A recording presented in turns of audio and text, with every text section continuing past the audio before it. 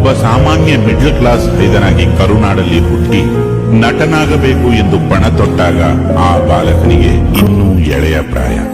ನಾನು ದೊಡ್ಡ cinema star ಆಗ್ತೀನಿ ಅಂದಾಗ ಅವತ್ತು ಯಾರೋ ನಕ್ಕಿರಬಹುದು, ಆಯ್ತಾಗಪ್ಪ ಅಂತ ಯಾರೋ ವ್ಯಂಗ್ಯ ಆಡಿರಬಹುದು, ಆಗೋ ಮಾತಾಡು ಅಂತ ಇನ್ಯಾರೋ ಅಂದಿರಬಹುದು.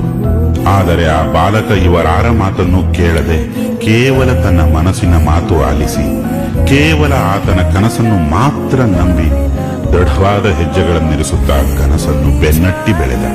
ನಾವು ಕಂಡ ಕನಸನ್ನು ನಾವೇ ಹೋರಾಡಿ ನನಸು ಮಾಡಿಕೊಳ್ಳಬೇಕೆಂದು, ಈ ಬಾಳೆಂಬ ಬಾಳಲ್ಲಿ ಯಾವುದೂ ಅಸಾಧ್ಯವಲ್ಲ ಎಂದು ಇಡೀ ಲೋಕಕ್ಕೆ ತೋರಿಸುತ್ತಾ ಬೆಳವಣಿಗೆ ಎಂಬುದಕ್ಕೆ ತಾನೇ ಒಂದು ಉದಾಹರಣೆಯಾಗುವಂತೆ ಬೆಳೆದು ನಿಂತ ಆ ಬಾಲಕ.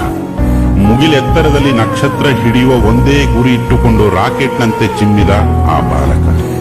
ಹಗಲು ರಾತ್ರಿಗಳನ್ನು ನೆನೆಸದೆ ಶ್ರದ್ಧೆಯಿಂದ ದುಡಿದು ಭಕ್ತಿಯಿಂದ ತಾ ಕಂಡ ಕನಸನ್ನು ಬಾಚಿ ತಬ್ಬಿ ಆ ಬಾಲಕ ಆದ ನಾಯಕ.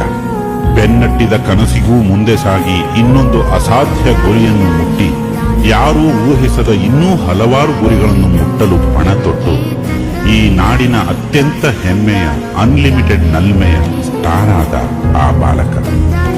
ಈ ಅಸಾಧಾರಣ ಹಠವಾದಿ ಅಭೂತಪೂರ್ವ ಸಾಧಕನ ಹೆಸರೇ ರಾಕಿಂಗ್ ಸ್ಟಾರ್ ಯಶ್.